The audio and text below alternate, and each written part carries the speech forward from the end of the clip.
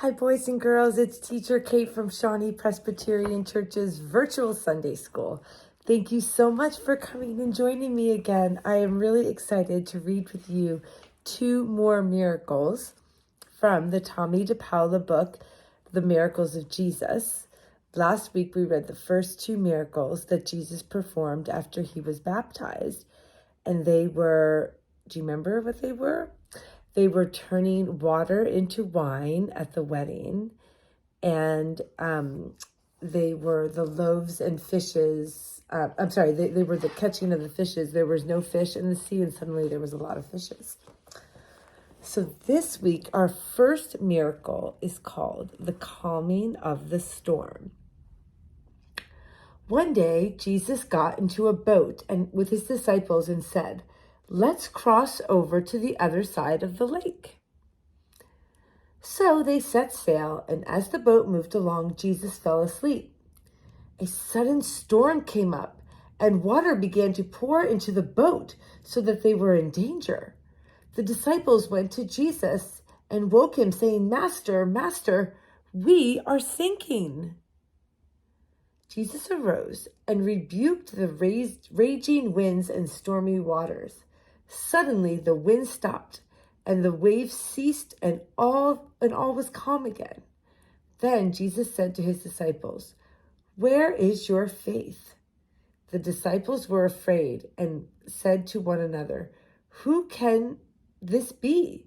He gives orders to the wind and the waves, and they obey him." Who can this be? He gives orders to the water and the waves, the wind and the waves, and they obey him. They didn't know at this time that Jesus was the Son of God yet. They didn't know yet, but they will find out. So we have the wedding at Cana, the fishes in the water, and the calming of the storm. And this story is called The Loaves and the Fishes, which is actually what I mentioned earlier, but this is different than the fishes and the storm. The loaves and the fishes. When Jesus withdrew to the far shore of the Sea of Galilee, a crowd of people followed him, for they had seen the signs he gave in healing the sick.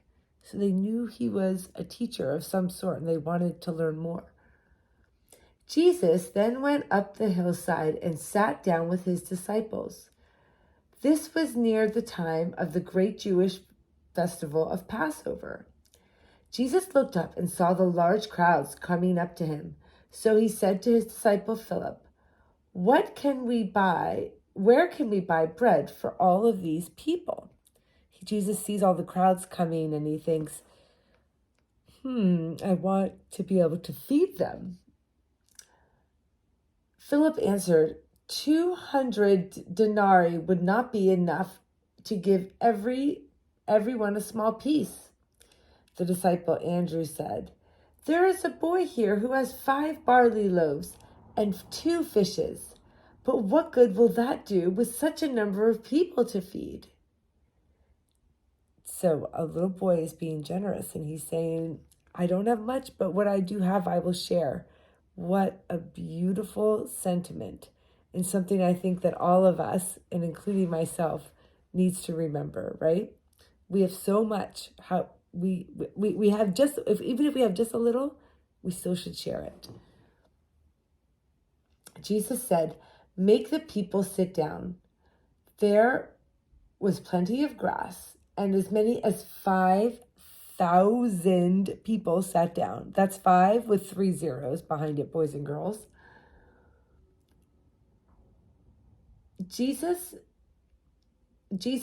took the loaves, blessed them, and gave them to all who were there. He did the same with the 2 fishes.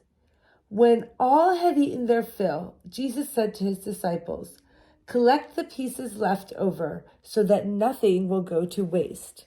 So from 5 loaves of bread and 2 fishes, they fed 5,000 people, and they had leftovers.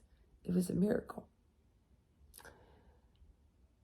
When all had eaten their fill, then this the disciples did, And they filled 12 baskets with the leftovers from the meal of 5 barley loaves and 2 fishes.